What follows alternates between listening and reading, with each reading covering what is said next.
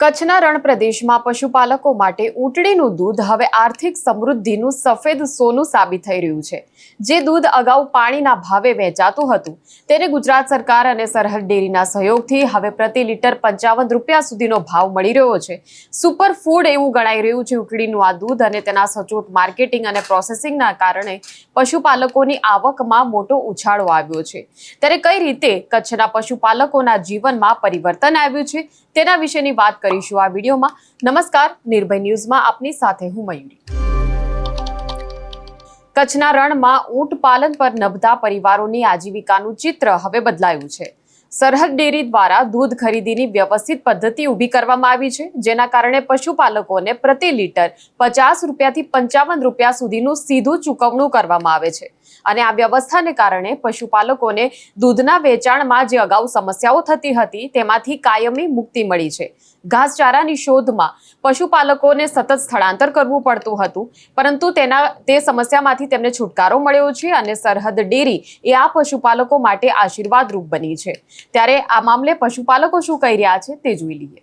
દૂધનો જેમ ઉપયોગ કરે સરકારે જે આપણે ભાઈ કર્યો સંગઠનમાં, એટલે જ અમારી સંસ્કૃતિ ટકી રહી છે। સમજી લો, નહીં તો કોઈ કરવા તૈયાર ના હતો ભાઈ।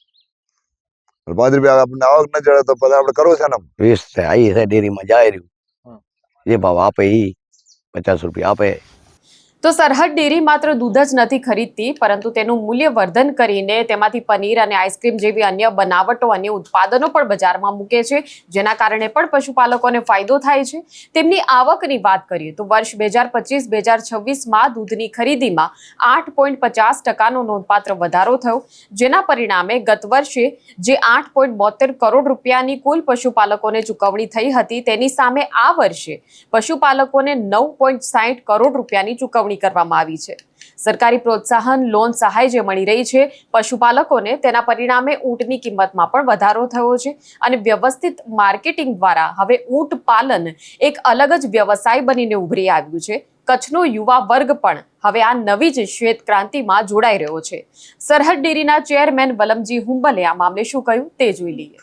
पूरा इंडिया में पहला ही प्लांट है सरहद डेयरी का, और एज ए मेडिसिन जो उसका यूज़ होता है, तो इसके लिए उसका रेट भी हम ज़्यादा देते हैं। गाय भैंस का रेट से वो कैमल मिल्क को 51 रुपीज़ पर लीटर हम देते हैं, क्योंकि वो उसका जो खर्चा है वो बहुत ज़्यादा है, और ये उसका जो चारा है नेचुरल है, इसलिए उसको वैसे रखड़ना भटकना पड़ता है, एक ही जगह पे स्थिर नहीं रह सकता है। આ સાથે જ હેલ્થ એક્સપર્ટ પણ એવું કહી રહ્યા છે કે ઊંટડીના દૂધનો વધુ ને વધુ લોકોએ ઉપયોગ કરવો જોઈએ, કેમ કે ઊંટડીના દૂધથી ડાયાબિટીસ, ટીબી અને ઓટિઝમ જેવી બીમારીઓમાં પણ ખૂબ જ ગુણકારી હોય છે।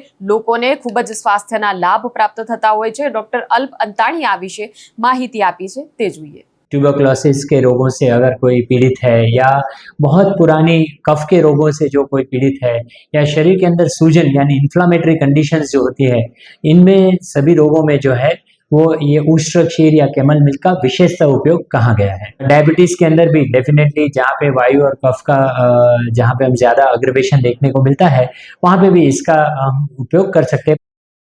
તો આ જ પ્રકારના વિડીયો માટે આપ જોતા રહો નિર્ભય ન્યૂઝ। અમારી ચેનલને લાઇક, શેર અને સબસ્ક્રાઇબ કરવાનું ભૂલશો નહીં। નમસ્કાર।